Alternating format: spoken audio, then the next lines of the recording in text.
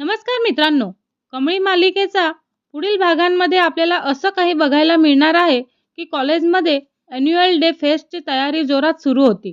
संपूर्ण हॉलमध्ये लाईट्स, सजावटी आणि स्टेजवरती रिहर्सलचं धडधडणारं वातावरण चालू आहे. सगळेच विद्यार्थी आपापल्या परफॉर्मन्ससाठी धावतच होते आणि त्या वातावरणातही अनिकाच्या चेहऱ्यावरती एक विचित्र आणि थंड हसू चालू आहे. जणू तिच्या मनामध्ये काहीतरी मोठी योजना तयार झालेली होती. पण हे सगळं बघण्याआधी जर तुम्ही आमच्या चॅनलला सबस्क्राईब केलं नसेल तर सबस्क्राईब करा आणि व्हिडिओ आवडल्यास लाईक द्यायला विसरू नका. तर आपण भागाच्या सुरुवातीला बघतो की कमळी स्टेजवरती तिच्या ग्रुपसोबत प्रॅक्टिस करत असते. तिचा आत्मविश्वास, मेहनत आणि लोकांमध्ये मिळणारा मान पाहून अनिका आतून जळत होती आणि तिच्या मनामध्ये एकच विचार फिरत होता आणि तो म्हणजे कमळीचं आयुष्य जितकं उंच जातंय ना तितकंच तिचं खाली पाडणं हे तिला बघायचं आहे. ती दोन मुलींना बाजूला घेऊन हळूवारपणे कठोर आवाजात म्हणाली की ॲन्युअल डे पूर्वी कमळीसोबत काहीतरी मोठं घडायला हवं. आज संध्याकाळी रिहर्सलच्या वेळी ती जिन्यावरून खाली पडेल आणि सगळ्यांना असं वाटेल का हा अपघात झालेला आहे. सहकारी मुली घाबरून म्हणतात की अनिका, हे खूपच धोकादायक आहे ग. तिला फार इजा झालेली असेल तर. अनिका थंड नजर रोखून म्हणते, तिला इजा होणंच माझं लक्ष आहे आणि जितकी इजा जास्त तितकाच कमळीचा शेवट पण जलद राहील. आणि अँड ट्रस्ट मी असं म्हणत कोणीही आपल्यावरती संशय घेणार नाही असं ती म्हणते. तिथे तिघी जण जिन्याजवळ जातात आणि वरच्या पायरीवरती तेलाचा पातळ थर लावतात. अनिका हातात रुमाल दाबून म्हणते, ह्याच जिन्यावर कमळीचा शेवट. बस हेच बघायचं आहे.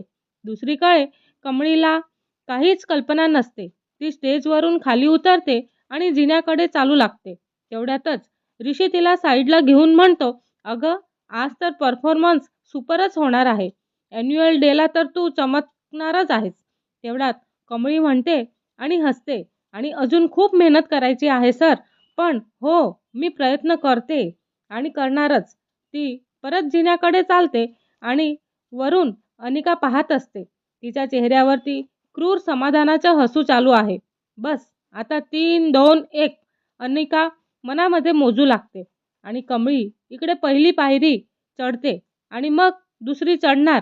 तेवढ्यातच खालीपासून आजोबा खाली बसलेले असतात आणि ते त्यांना इशारा देतात आणि त्यांना आवाज नसला तरीही ते हात हलवून डोळ्यात भीती घेऊन सांगू पाहतात, थांब, वर धोका आहे.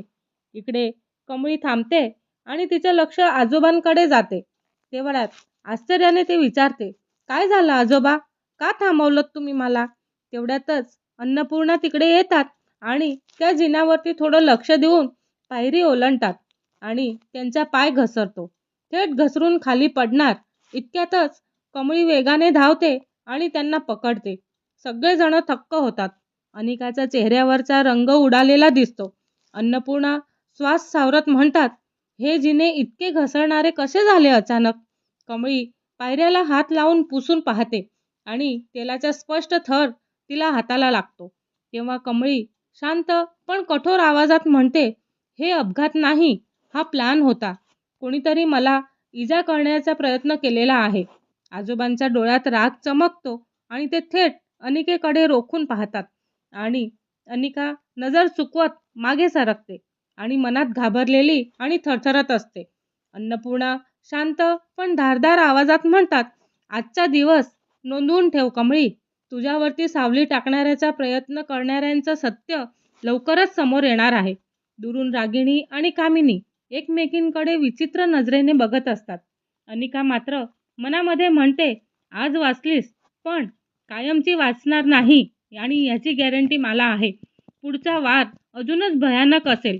पण हा वार बघण्यासाठी आमच्या चॅनलला लाईक, शेअर आणि सबस्क्राईब करायला विसरू नका.